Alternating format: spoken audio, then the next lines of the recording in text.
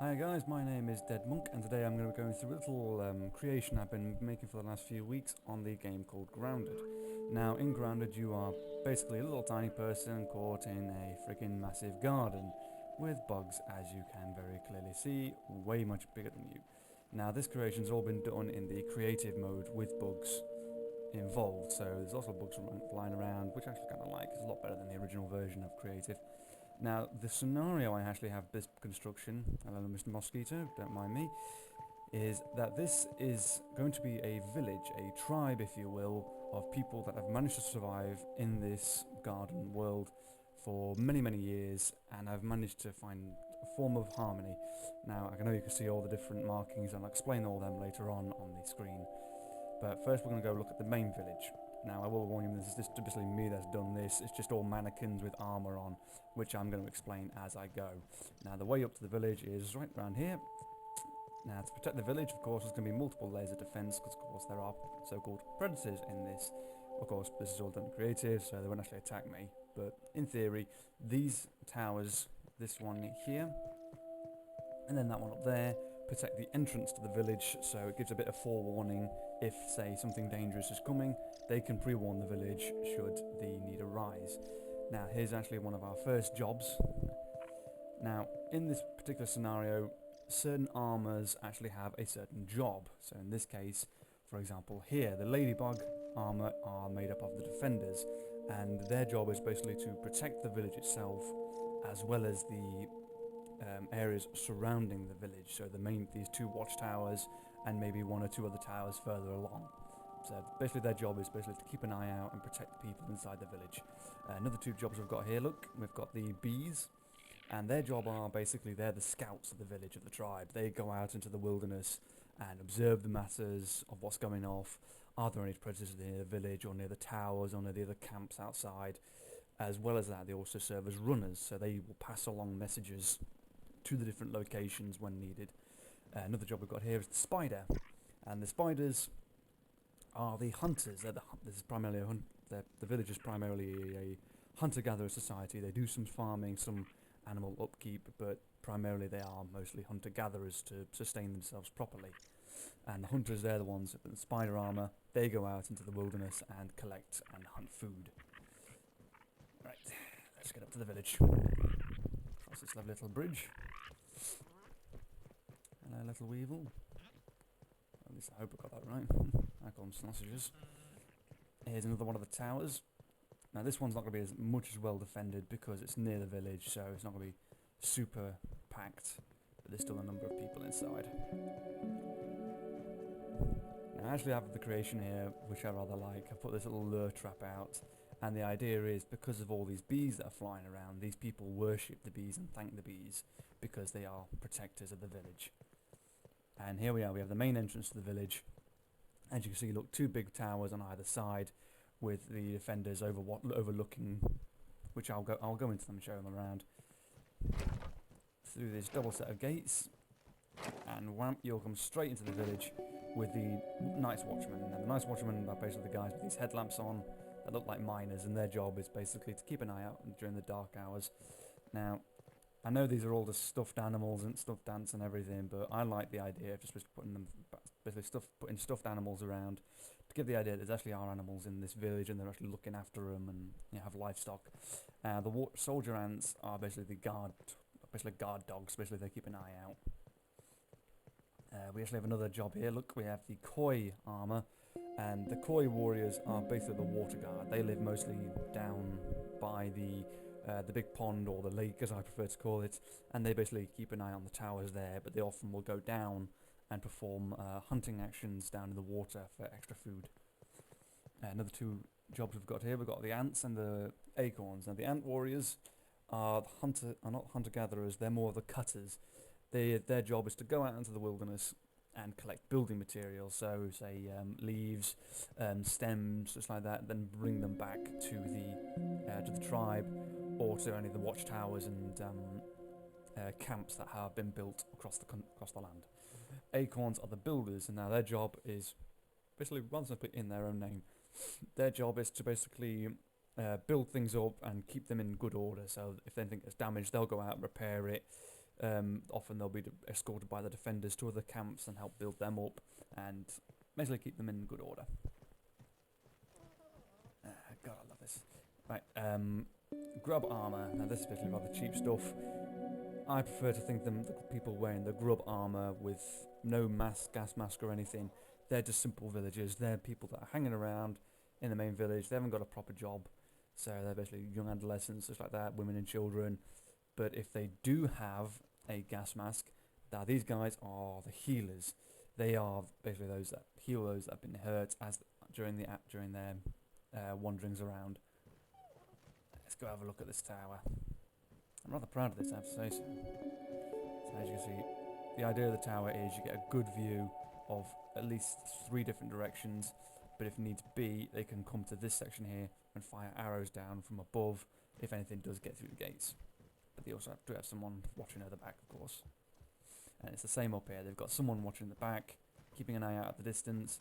They've got good view of 3 different sides, and to an extent they can fire down into the village if they need to, say, should an enemy or a dangerous animal get in. Right, let's go around. Rather like I put my animals up. Like I said, they've got some farm. The village has some farming. The tribe has got some farming. There's another few bits further down into the village, but primarily they're hunter-gatherers just to sustain themselves until they can get a good way of farming going. Now, unlike other tribes that have singular houses like tents or anything, I thought, no, I'm going to perform the Haudenosaunee style and have long houses where multiple families and multiple people can live together in close proximity. It's a bit tight-packed, I know, but that's the idea. These are people that are just trying to survive, if you will. Now, along protecting the village, of course, is this long, big wall. Now, the wall's actually made up of 2 sections. You've got the lower section here, which has got some extra bedding for people, should they need it. You need to cut that down, with little exits in between. Now, the idea really is, if the village comes under attack, people can retreat into here, should they need to, and find some safety. As well as that, it's a good way of getting people about very quickly. They can run down this rather rapidly from one side of the village to another without having to risk themselves. So they're in an element of area that's safe, it's protected. Took a while to get it right. And of course, any village that needs defence needs a way of defending from above. So you've got a battlement here with the palisades, with defenders up on top, with some sleeping arrangements if they need it. So if they're on a break or whatever, they can have a sit down. But they've got a way of defending themselves on 2 sides. They can protect the outside of the village, and at the same time, should anything get in, they can defend the inside.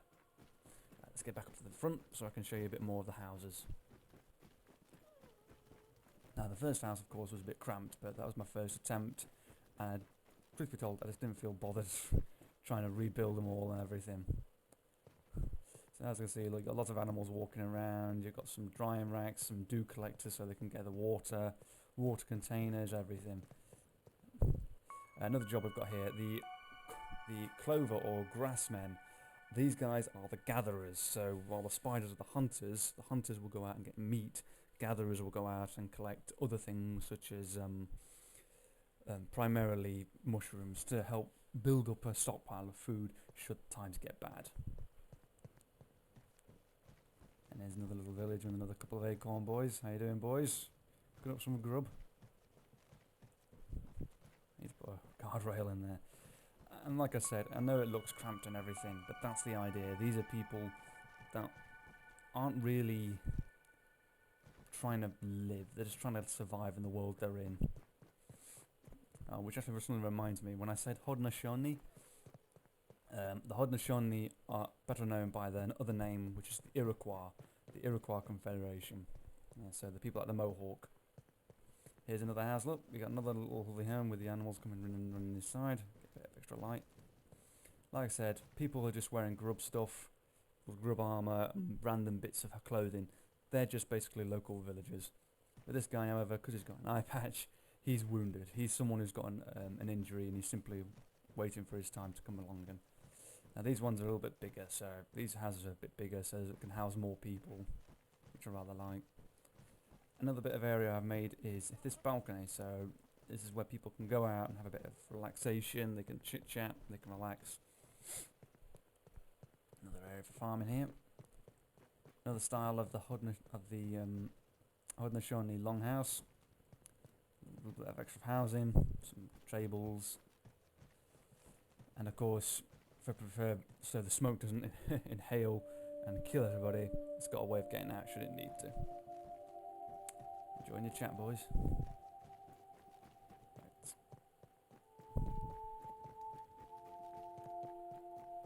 Same as before, another longhouse.